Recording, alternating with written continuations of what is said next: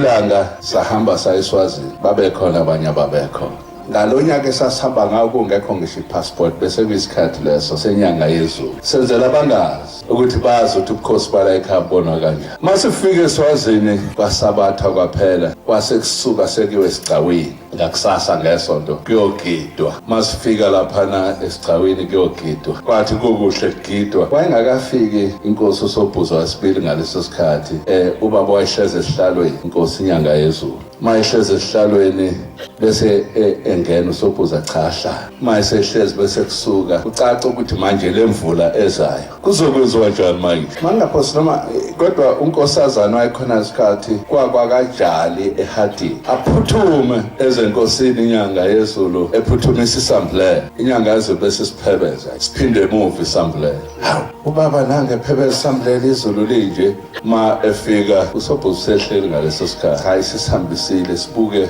uphambane inyazi ezulwini